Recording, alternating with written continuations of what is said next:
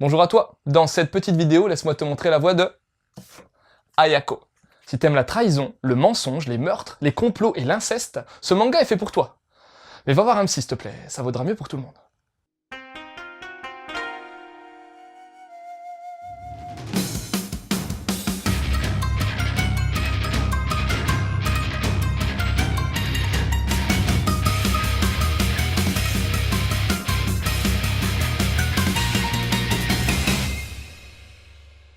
L'histoire d'Ayako va surtout nous narrer la vie de la famille Tenge.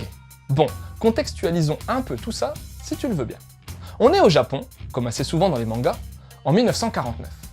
La guerre a été perdue par le peuple japonais il y a quelques années, et ce dernier est sous la tutelle des USA.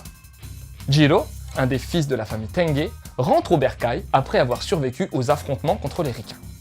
Déjà, pour sa famille, c'est un peu la teon de pas être mort en héros, mais bon, passe encore.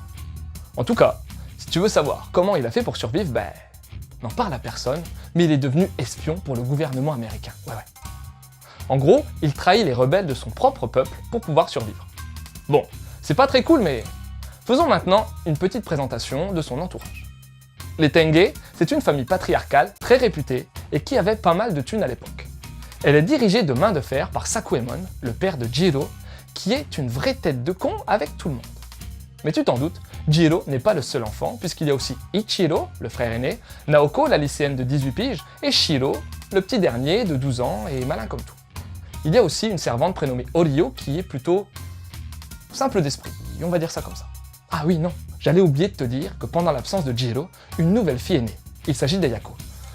Mais, comment dire, c'est bien la fille de Sakuemon, mais elle n'est pas vraiment sortie du ventre de la mère de Jiro. Sa maman, c'est Sue, la femme d'Ichiro, le fils de... des formations professionnelles, le fils du père. Si t'es aussi nul que moi en généalogie, je vais te clarifier la chose en t'expliquant que le daron de la famille s'est tapé sa belle-fille. Tu vois plus clair? Le pire du pire, c'est qu'Ichiro, son mari donc, a accepté ça pour accéder à la succession familiale. Bref, entre les missions demandées par les Américains à Jiro, les histoires de cul glauquissimes de la famille, les problèmes de succession et la situation on ne peut plus tendue au Japon suite à l'occupation US, t'es pas prêt de t'ennuyer avec ce manga, moi je te le dis.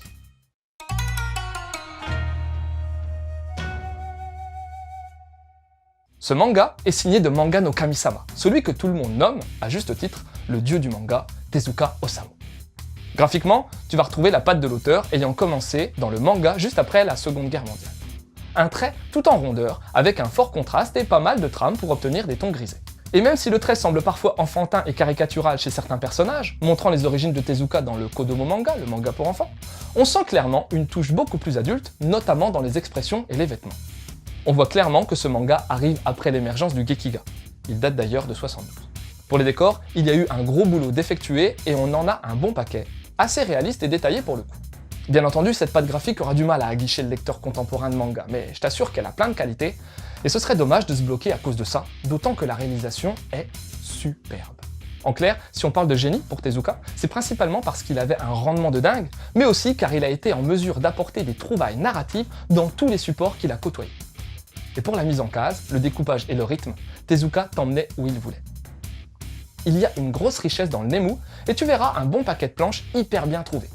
Ou quand la réalisation est 100% au service de la narration. Concernant l'édition, c'est Delcourt Tonkam qui ressort cette pépite pour la 3e fois, encore en intégrale pour le coup. Tezuka est né en 1928, et l'on fête donc les 90 ans de sa naissance. À ce propos, le FIBD, le Festoche d'Angoulême, a d'ailleurs mis en place, en 2018, une exposition en hommage au maître incontesté du manga. Côté couverture, je trouve cette nouvelle plus mystérieuse et plus en adéquation avec le propos du manga. Les onos sont en français, et on retrouve, en fin de volume, une description de tous les personnages vraiment bien fichus qui te permettra de contextualiser un peu mieux l'histoire. En début de volume, il y a également une longue préface super intéressante et informative de Patrick Honoré, un traducteur de renom ayant à son tableau de chasse des adaptations de mangaka tels que Mizuki Shigeru ou Taniguchi Jiro. Autant dire que c'est pas un kéké.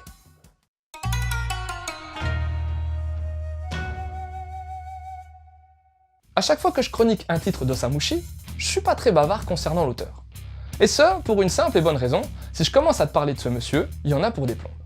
Sache juste que si tu le connais pas, c'est une faute professionnelle en tant que fan de manga. Et même si Tezuka est un auteur culte grâce à Tetsuo Natome, Blackjack, Jungle Taitai ou bien l'histoire des 3 Adolphes, il a créé quantité d'autres séries tout aussi géniales et méritant également une mise en avant. Et tu t'en doutes, Ayako en fait partie, et pas qu'un peu. Par où commencer? Pour le fin connaisseur de manga, Ayako est souvent érigé en tant que titre culte, et on va voir un peu pourquoi. Déjà, Tezuka a superbement retranscrit l'époque de l'après-guerre, avec tout le réalisme et la dureté qui lui sied à merveille. T'es pas sans savoir que le Japon, après avoir perdu la guerre et subi le traumatisme de 2 bombes atomiques, s'est retrouvé sous le joug de l'Amérique pendant une paire d'années avec le général MacArthur en tête, non? Et cette période trouble de l'histoire est parfaitement mise en avant dans Ayako, mais de manière filigranique si j'ose dire. Car oui, ce n'est pas du tout le seul propos traité. Tu verras également les codes sociaux de la famille avec un grand F, ainsi que tous les bouleversements et modifications que vont engendrer cette occupation américaine, et également l'évolution économique du Japon. La famille Tenge montrera, via plusieurs générations, comment ont évolué les Japonais de l'époque. On verra alors se dégrader le piédestal de l'honneur familial, et les valeurs d'antan prendront un sacré coup de karcher, moi je te le dis. En plus de ça, tous les membres des Tenge sont super bien construits, et leurs interactions apportent tout le sel narratif de l'œuvre de manière très dure, sombre, mais également réaliste. Tu retrouveras alors un paquet de travers de l'âme humaine poussés à leur paroxysme dans Ayako. Seule cette dernière représentant encore un tant soit peu la pureté dans ce monde de dingue. L'adjonction d'éléments politiques et sociaux ayant réellement existé parachève le tout en ancrant encore mieux le récit dans le réel et en apportant une dimension historique importante à cette œuvre. On sent clairement la montée sociale qui aboutira aux révoltes de 69.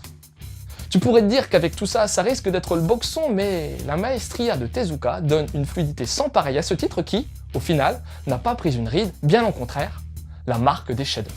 Avec tous ces spectres de lecture, Ayako demeure une pierre angulaire dans le manga Gekiga, et si tu te dis aimer le manga et que tu jures que par Naruto, One Piece ou bien Dragon Ball, désolé de te le dire, mais t'as rien compris au film. Lis Ayako et j'espère que tu saisiras. Pour les conseils, avant toute chose, permets-moi de te parler de la biographie de Tezuka. C'est peut-être pas le manga ultime en termes narratifs, mais il joue vraiment bien son rôle et te permettra de comprendre, de manière sympa, à quel point Tezuka Osamu était un génie. Ensuite, je te conseille direct l'histoire des 3 Adolphes. Je vais pas rentrer dans les détails car si tu nous suis, tu verras qu'un autre mangado à propos de ce titre est déjà mis en place, mais c'est tout aussi puissant qu'Ayako et ça parle à peu près de la même époque. Enfin, il y a tellement de titres impactants dans l'univers de Tezuka que c'est difficile de choisir. Mais j'aimerais mettre un coup de projecteur sur The Crater, un recueil one-shot du maître qui m'a profondément marqué il y a près de 20 ans. Ce titre est juste énorme, mais très difficile à trouver. Quoi ?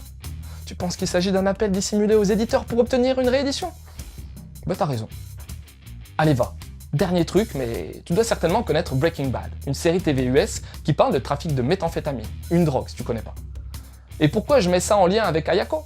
Tout simplement parce que je trouve qu'il existe un fort parallèle entre la descente aux enfers de Tengejiro et celle de Walter White, le chimiste.